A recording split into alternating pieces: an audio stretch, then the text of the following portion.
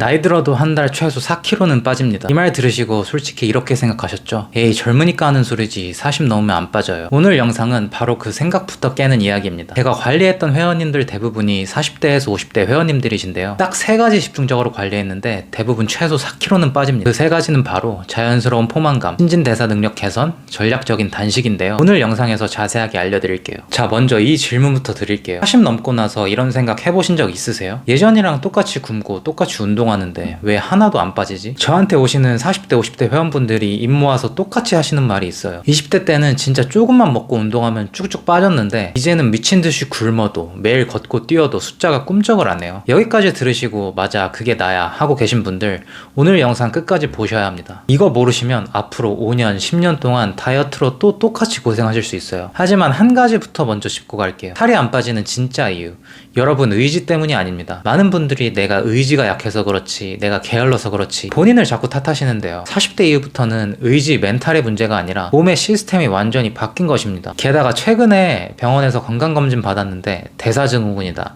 당뇨 전 단계다, 혈압, 혈당, 콜레스테롤 수치가 안 좋다, 이런 얘기 들으신 분들은 아예 다이어트 방식 자체를 바꾸셔야 해요. 이제는 살 빼기가 아니라 몸 고치기로 접근해야 합니다. 그래서 오늘 영상 제목을 이렇게 달았어요. 나이 들어도 한 달 최소 4kg는 빠집니다. 이 말 그냥 자극적인 제목이 아니라 제가 수많은 회원분들 몸을 옆에서 관리하면서 직접 확인한 결과입니다. 저는 5년 동안 별짓 다 해도 찌기만 했는데 올해 초에 한 달 반 만에 10kg를 빼면서 다이어트에 정답이 있다는 것을 알 수 있었는데요.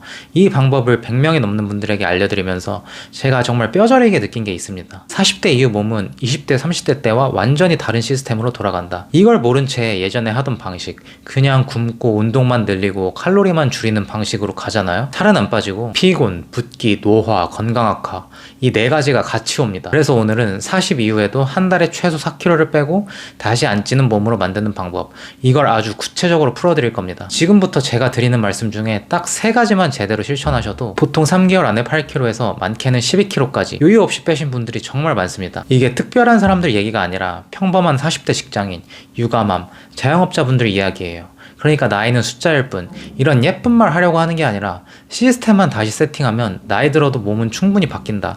이걸 실제로 보여드리고 싶은 거예요. 자, 그럼 왜 40 이후에는 예전 다이어트 방식이 통하지 않을까요? 가장 먼저 바뀌는 게 기초 대사량입니다. 40살이 되면 아무것도 안 하고 가만히 있어도 쓰는 에너지 자체가 줄어들어요. 예전에 2000칼로리 쓰던 몸이 이제는 1600에서 1700 정도만 써도 버티게 바뀌는 거예요. 이 상태에서 예전이랑 똑같이 먹고 예전이랑 비슷하게 움직이면 어떻게 될까요? 정답은 간단합니다. 그냥 쌓입니다. 그래서 많은 분들이 이렇게 판단하세요. 그럼 운동량을 미친듯이 늘려야겠다. 여기서 첫 번째 실수가 발생합니다.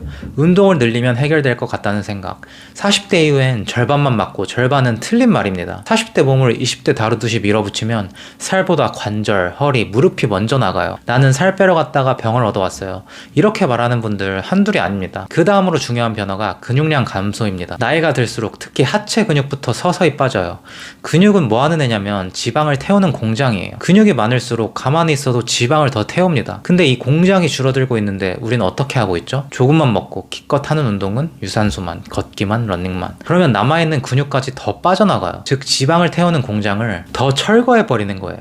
여기서 두 번째 실수가 나옵니다. 유산소 위주로 오래 하면 살이 더 잘 빠진다. 젊을 땐 어느 정도 맞을 수 있어요. 그런데 40 이후에는 근력 운동 없이 유산소만 붙잡으면 결국 마른 비만과 피곤한 몸으로 가게 됩니다. 세 번째 변화는 호르몬과 혈당입니다. 40 이후에는 같은 음식을 먹어도 혈당이 훨씬 더 쉽게 튀어올라요. 빵, 떡, 면 같은 정제 탄수화물을 먹으면 혈당이 확 치솟았다가 평균보다 더 아래로 확 떨어집니다. 그래서 밥 먹고 나서 이상하게 졸리고 소파에만 엎드리고 싶고 2시간도 안 됐는데 또 배가 고파지는 거예요. 이걸 우리가 흔히 말하는 가짜 배고픔이라고 부르죠.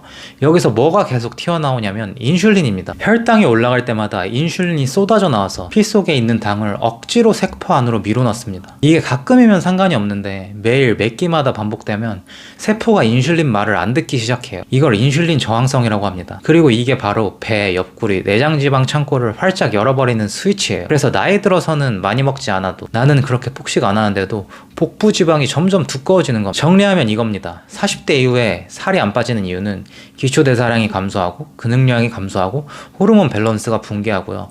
인슐린 저항성이 악화되고 장내 환경이 악화되고 수면의 질이 저하되기 때문이에요. 이게 한 세트로 돌아가고 있는 겁니다. 그래서 그냥 조금 덜 먹고 많이 움직이면 되지 라는 식의 다이어트는 이제 통하지 않습니다. 이제부터는 얼마나 덜 먹느냐가 아니라 뭘로 채우느냐, 어떻게 먹느냐가 승부를 가릅니다. 자, 그럼 이제 진짜 중요한 질문으로 들어가겠습니다. 도대체 어떻게 해야 나이 들어도 한 달 최소 4kg를 건강하게 그리고 다시 안 찌게 뺄 수 있을까요? 여기서 많은 분들이 또 이렇게 생각하세요. 아, 결국 또 덜 먹고 많이 움직이라는 얘기겠지. 아닙니다. 지금부터 그 생각부터 깨겠습니다. 40대 이후 다이어트는 얼마나 적게 먹느냐의 싸움이 아닙니다. 그건 이미 진 게임이에요. 핵심 전략은 딱 3가지입니다.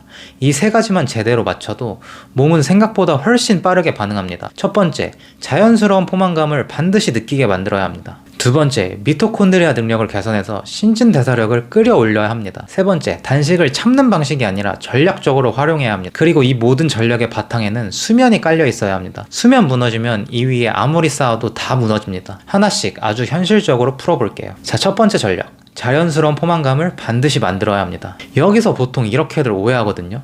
살 빼려면 배고픈 게 정상 아닌가요? 이 생각, 40대 이후 다이어트를 망치는 가장 치명적인 착각입니다. 배고픔을 참는 다이어트는 짧게는 빠질 수 있어요. 근데 반드시 이렇게 끝납니다. 식욕을 억지로 참으면 반드시 폭식이라는 반작용이 옵니다. 그러면 요요가 찾아오고 이전보다 더 안 빠지는 몸이 돼버리는 거예요. 왜냐하면 40대 이후 몸은 배고픔을 비상 상황으로 인식합니다. 배고프면 어떻게 되느냐? 몸은 지방을 태우는 게 아니라 지방을 지키려고 합니다. 이게 진짜 중요한 포인트예요. 그래서 40대 이후 다이어트의 첫 단추는 덜 먹기가 아니라 배가 편안하게 찬 상태를 만드는 것입니다. 그럼 여기서 질문이 나오죠. 배부르게 먹으면 살이 더 찌는 거 아니에요? 아니요. 어떻게 배부르냐가 중요합니다. 자연스러운 포만감은 위만 늘어나는 배부름이 아닙니다. 뇌가 이제 충분하다 라고 신호를 보내는 포만감이에요. 이 포만감을 만드는 핵심은 호르몬입니다. GLP-1, PYY 같은 식욕 억제 호르몬이 자연스럽게 제대로 나와야 합니다. 그런데 이 호르몬들 언제 잘 나오느냐? 결국 우리가 먹는 것부터 시작입니다. 가장 기본적으로 순수 단백질 위주로 먹으면 생각하는 것보다 많이 못 먹습니다. 여러분이 백숙과 치킨을 생각해보세요. 삶은 백숙을 소금에 찍어 먹으면 어느 정도 먹으면 배가 부르지만 치킨은 계속 들어갑니다. 왜냐하면 추가적인 지방과 양념이 이미 배가 부른데도 계속 먹을 수 있게 뇌를 현혹하기 때문이에요. 설탕, 밀가루, 정제 탄수화물로 배를 채우면 위는 불러도 뇌는 전혀 만족을 못합니다. 그래서 분명 밥은 먹었는데 뭔가 계속 먹고 싶다. 이런 상태가 되는 거예요. 그래서 첫 번째 전략의 핵심은 이겁니다. 배고픔을 참지 말고 자연스럽게 배부른 상태를 먼저 만들어라. 그리고 이를 위한 핵심은 순수 단백질 위주의 식사입니다. 거기에 추가로 올리브 오일처럼 포만감을 자극하는 양질의 오일과 식이섬유가 포함된 적당량의 탄수화물이면 빠르게 식습관을 개선할 수 있습니다. 이 상태가 만들어지면 다이어트가 갑자기 버티는 게임이 아니라 유지되는 루틴으로 바뀝니다. 두 번째 전략, 미토콘드리아 능력을 끌어올려야 합니다. 여기서 또 하나 정말 많이들 오해하시는 부분이 있습니다. 신진대사는 타고나는 거 아닌가요? 나이 들면 느려지는 거 어쩔 수 없잖아요.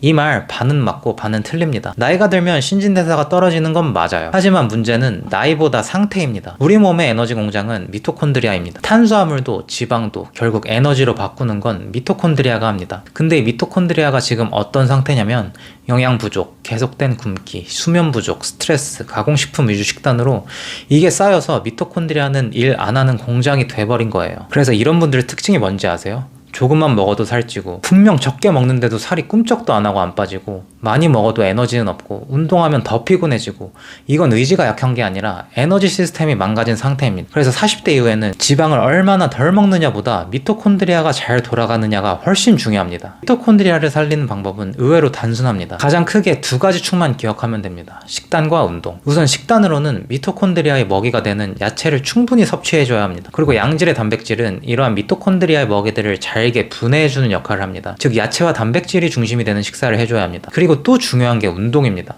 보통 살 빼는데 식단만 많이 강조되곤 하는데 식단으로도 살이 빠질 수는 있어요. 하지만 장기적으로 살이 더 잘 빠지고 유지 관리가 가능한 몸을 만들기 위해서는 운동이 필수입니다. 숨이 차는 운동은 미토콘드리아 능력을 향상시켜서 우리 몸의 대사력을 깨워줍니다. 특히 여기서 중요한 포인트가 하나 있는데요. 지방을 무조건 줄이면 미토콘드리아는 더 무기력해집니다. 왜냐하면 미토콘드리아는 지방을 연료로 쓸 줄 알아야 대사력이 좋은 몸이 되거든요. 그래서 지방을 완전히 피하는 다이어트는 초반엔 체중이 빠질 수 있어도 나중엔 반드시 정체기가 옵니다. 두 번째 전략의 핵심은 이겁니다. 살을 빼려고 몸을 혹사시키지 말고 에너지 공장을 다시 가동시켜라. 이게 되면 같은 식단, 같은 운동을 해도 빠지는 속도가 완전히 달라집니다.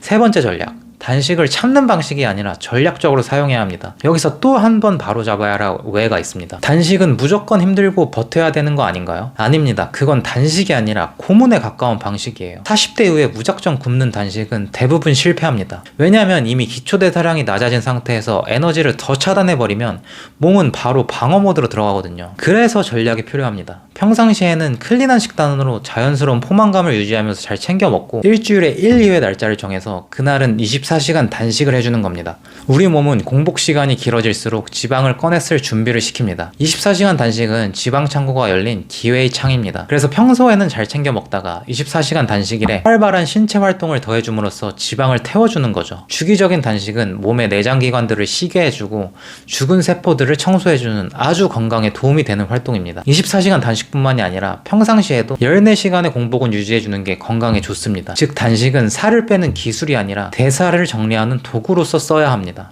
단식의 핵심 목적은 딱 하나예요. 인슐린을 쉬게 하는 것. 계속 뭔가를 먹고 있으면 인슐린은 하루 종일 일합니다. 그러면 지방은 절대 에너지로 쓰이지 않습니다. 그래서 단식은 무작정 오래 하는 게 아니라 내 몸이 감당 가능한 선에서 인슐린을 쉬게 해주는 구조로 가야 합니다. 예를 들면 14시간, 16시간 정도의 간헐적 단식. 이때 중요한 게 있습니다. 단식 전에 자연스러운 포만감과 미토콘드리아가 깨어있는 상태여야 해요. 이게 만들어져 있어야 단식이 힘들지 않습니다.